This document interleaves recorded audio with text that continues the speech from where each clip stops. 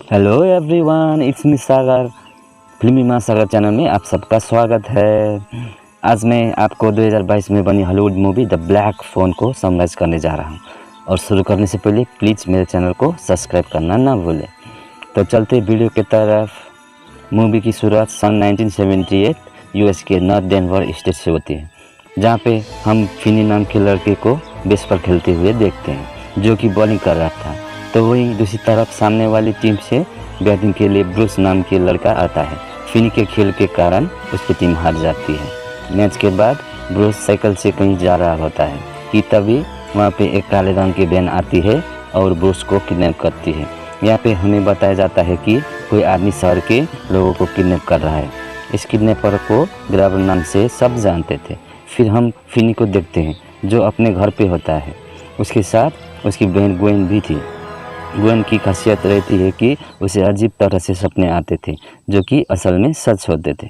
वहीं फिनी की मॉम कुछ साल पहले ही गुजर गई थी और ये अपना नाश्ता ख़त्म करने के बाद फिनी और ग्वेन एक साथ स्कूल जाते हैं, जहां उसे ब्रूस का मिसिंग का पोस्टर दिखाई देती है। दोनों भी अभी स्कूल पहुंचे हैं, लेकिन स्कूल के बाहर उन्हें रॉबिन और मॉस के नाम के दो लड़के के बीच लड़ाई होते दिखाई देती है, जहाँ पर रॉबिन बड़े आसानी से मॉस के साथ लड़ रहा था। वहीं जब फिनी स्कूल के वॉशरूम में होता है, फिर तभी वहाँ पर और लोग भी आते हैं और फिनी को परेशान करने लगते हैं, पर तभी वहाँ रॉबिन आकर फिनी को बचा लेता है। रॉबिन फिर फिनी से पूछता है कि क्या स्कूल के बाद तुम मुझे मैथ पढ़ाओगे। उस पर फिनी मान जाता है और यहाँ उन दोनों के बीच में अच्छी दोस्ती हो जाती है। इधर स्कूल में राइट और मिलर नाम के दो डिटेक्टिव ग्वेन से इंक्वायरी के लिए आते हैं। डिटेक्टिव ग्वेन से कहते हैं कि हमें ब्रूस की बहन आने से पता चला है, तुमने उसे बताया था कि जिस आदमी ने ब्रूस को किडनैप किया है उसके पास काले रंग के बैलून थे। डिटेक्टिव आगे कहते हैं, जहाँ से ब्रूस को किडनैप किया गया है हमें वहाँ पे काले रंग के बैलून्स मिले थे, लेकिन हमने ये बार किसी को भी नहीं बताई।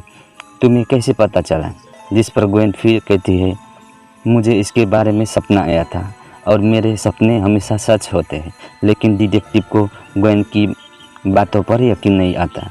इधर स्कूल के बाद ग्वेन फिनी को बताती है, आज रात मैं अपनी दोस्त सूजी के यहाँ पे रुकूंगी, तुम घर का ख्याल रखना। फिनी मान जाता है, लेकिन अगले सुबह फिनी की आँख खुलता है तो वो देखता है कि उसका डैड ग्वेन को डांट रहे थे कि पुलिस उनकी डैड के ऑफिस में पहुंच गए थे। यहाँ पे ग्वेन अपने डैड को अपने सपनों के बारे में बताती है, लेकिन तब कहते हैं कि तुम्हें भी तो तुम्हारे मॉम की तरह सपने आते हैं, लेकिन ये सिर्फ सपनों हैं, सच्चाई नहीं। इसके बाद फिर हम रॉबिन को देखते हैं, जिसे ग्रैबर किडनैप करके ले जाता है। अब एक दिन फिनी स्कूल जा रहा होता है तो तभी वो लड़के आते हैं और उसे परेशान करने लगते हैं, लेकिन ग्वेन आके फिनी को बचा लेती है। लेकिन वही स्कूल में फिनी के साथ एक चीज़ अच्छी होती है, डोना जिसे फिनी पसंद करता था वो उसकी लैब पार्टनर हो जाती है। अब स्कूल के बाद ग्वेन वापस अपनी दोस्त के घर रुकती है और फिनी को अकेले ही घर जाना पड़ता है। और तभी वहाँ पर ग्रैबर अपनी ब्लैक वैन में आता है और फिनी को किडनैप कर लेता है। यहाँ पे जब फिनी को होश आता है तो वो अपना आप को एक साउंड प्रूफ बेसमेंट में पाता है। तभी वहाँ पे ग्रैबर अजीब तरह से मास्क पहनकर फिनी के पास आकर कहता है, मैं तुम्हें कुछ नहीं करूँगा। इसके बाद वो वहाँ से चला जाता है। इधर फिनी फिर बेसमेंट में हर जगह दिखने लगता है और यहाँ पे उसे एक खिड़की, एक टॉयलेट और एक काले रंग का फ़ोन दिखाई देता है, जो कि डिस्कनेक्टेड था। दूसरी तरफ पुलिस फिर फिनी के परिवार को उसकी गायब होने की खबर देते हैं। यहाँ पर फिनी बेसमेंट में होता है, तभी उसे फ़ोन की घंटी सुनाई देती है। वो काफ़ी हैरान होता है, फिर भी वो फ़ोन उठाने जाता है, लेकिन उसके पहले ही ग्रैबर आता है और कहता है कि ये फ़ोन काम नहीं करता, पर एक बार मुझे फ़ोन की घंटी सुनाई दी थी, जो शायद स्टैटिक चार्ज की वजह से सुनाई दिया होगा। ग्रैबर फिर वहाँ से चला जाता है और फिर तभी फ़ोन की घंटी फिर सुनाई देती है और काफ़ी बार फ़ोन की घंटी बजने के बाद फिनी फिर फ़ोन को उठाता है, लेकिन फिनी की फ़ोन की दूसरी तरफ ब्रूस बात कर रहा था और ब्रूस को अपना नाम याद नहीं रहता। मगर यहाँ पे एक सवाल आता है कि जब फ़ोन डिस्कनेक्टेड है तो ब्रूस कैसे कॉल कर रहा था। इसके बारे में हमें आगे पता चलेगा। खैर, फिर ब्रूस फिनी को कहता है कि ज़मीन में एक टाइल टूटी हुई है और तुम वहाँ से एक सुरंग बना के निकल जा सकते हो। और फिनी ज़मीन को तोड़कर वहाँ से एक गड्ढा बनाने लगता है और मिट्टी को टॉयलेट में फ्लश कर देता है ताकि ग्रैबर को पता न चले। वहीं दूसरी तरफ ग्वेन को ब्रूस और फिनी का सपना आता है, जहाँ पर वो ग्रैबर को भी देखती है। इधर ग्रैबर फिनी के लिए खाना लाता है और बिना डोर बंद किए वापस जाता है। फिनी देख लेता है और वो ऊपर जाने की कोशिश करता है, लेकिन तभी फ़ोन बजने लगता है और इस बार फिनी से बिली नाम का लड़का बात कर रहा था, जिसे फिनी जानता था। लेकिन यहाँ पे बिली को भी अपना नाम याद नहीं रहता। उसे सिर्फ इतना पता रहता है कि वो लोगों के घर पे न्यूज़पेपर दिया करता था। लेकिन तभी वहाँ पे हम बिली की आत्मा को देखते हैं, लेकिन फिनी उन्हें देख नहीं सकता।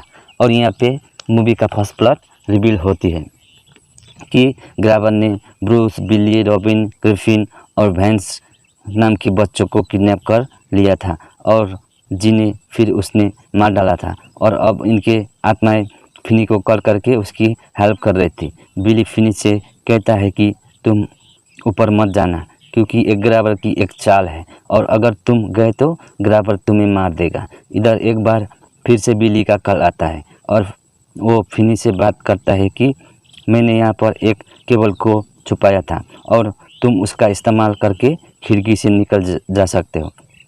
फिनी फिर केबल की हेल्प से ऊपर जाने की कोशिश करता है, मगर उसकी ये कोशिश कामयाब नहीं हो पाती।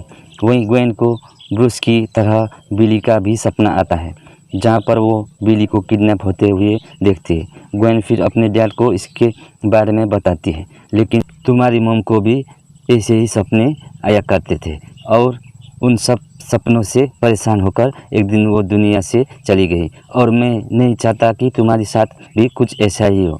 पर ग्वेन कहने से उसकी डैड एक बार उस जगह को ढूंढने के लिए मान जाते हैं। इधर दोनों डिटेक्टिव एक घर में आते हैं, जहाँ पे उन्हें एक मैक्स नाम का आदमी मिलता है, जो कि यहाँ अपने भाई के साथ रह रहा था। मैक्स डिटेक्टिव को कहता है कि जिस तरह से किडनैपर बच्चों को किडनैप कर रहा है, इसे मुझे हमारे ही एरिया में रहता है, हमारे बीच। लेकिन डिटेक्टिव को मैक्स की बात फालतू लगती है और वो वापस चले जाते हैं।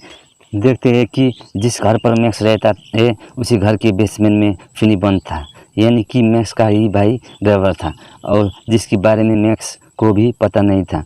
इधर ग्रैबर फिनी के लिए खाना लाता है और कहता है कि अगर तुम मुझे अपना नाम बताओगे तो मैं तुम्हें जाने दूंगा। लेकिन फिनी झूठ बोलता है कि मेरा नाम टेलर मुलान है, जिस पर ग्रैबर उसे न्यूज़पेपर देता है जिसमें फिनी के गायब होने की खबर थी। ग्रैबर फिर जाने से पहले उसे कहता है, मैं तुम्हें जाने देता अगर तुम सच कहते तो। थोड़ी देर के बाद फिनी को बेसमेंट में ब्रीफिंग नाम के लड़के की लाश हवा में उड़ते हुए दिखाई देती है, जो फिनी के वो फ़ोन उठाने को कहता है। ब्रीफिंग फिनी से कहता है कि ग्रैबर ने तुम्हें अभी तक इसलिए नहीं मारा है क्योंकि तुमने उसका एक गेम नहीं खेला है और तुम उसके जाल में अभी तक फंसे नहीं है। ब्रीफिंग आगे बताता है कि ग्रैबर अभी सो रहा है और तुम ऊपर के दरवाजे के लॉक को खोलकर बाहर जा सकते हो, जिसका पासवर्ड ग्रैबर ने मेरी साइकिल के लॉक से लिए है। फिनी को फिर पासवर्ड दीवार पर लिखा हुआ मिलता है, जो कि 23317 होता है।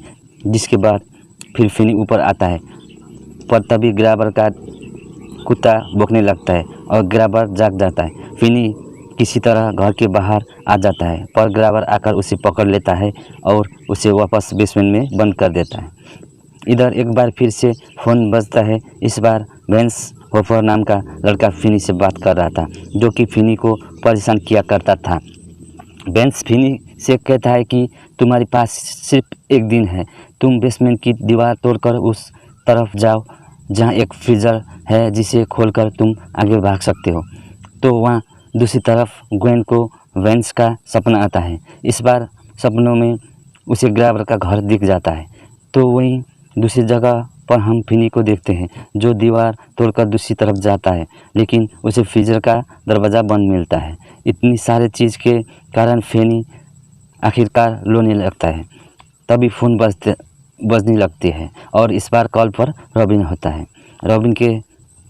रॉबिन कहता है कि तुम फ़ोन के रिसीवर में मिट्टी भरो ताकि इससे फ़ोन भारी हो जाए और तुम इसे हथियार की तरह इस्तेमाल कर सको ताकि वो दरवाज़ा टूट जाए। और उसे बोलता है कि तुम हिम्मत नहीं हारनी है, हम लोग जैसे गए तुम वैसे नहीं जाओगे, और उसे दिलासा देने लगता है। इधर ग्वेन ग्रावर का घर ढूंढने निकलती है, लेकिन ग्रावर के सारे 500 विक्टिम के आत्मा ग्वेन के सामने आ जाते हैं, जिसे देख ग्वेन काफ़ी डर जाती है और गिर जाती है। लेकिन तभी ग्वेन की नज़र बाजू वाले घर पर पड़ती है जिसका नंबर था 7741, जिसे अपने सपनों में ग्वेन ने देखा था, जो कि ग्रावर का ही घर था। और ग्वेन फिर डिटेक्टिव को इसके बारे में बताती है।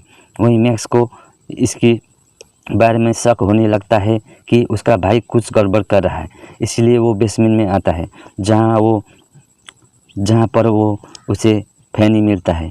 पर तब ग्रावर पीछे से आकर मैक्स को मार देता है। ग्रावर फिर अपने डॉग को बेसमेंट के दरवाजे के पास बांध देता है ताकि फिनी भाग न पाए।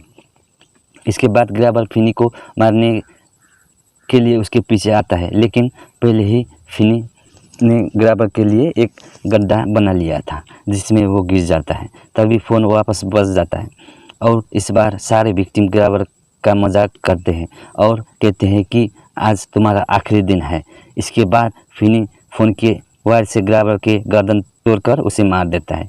वही ग्वेन भी डिटेक्टिव के साथ ग्रावर के घर आती है, जहाँ पे पुलिस को बेसमेंट में कई सारे विक्टिम पे लाशें मिलती है। इधर फिनी फ्रीजर में से मीट के कुछ पीसेस डॉग के सामने फेंकता है, जिससे उसे निकलने का रास्ता मिलता है और हम फिनी को एक दूसरे घर से बाहर निकलते हुए देखते हैं, जो ग्रावर का घर रहता है।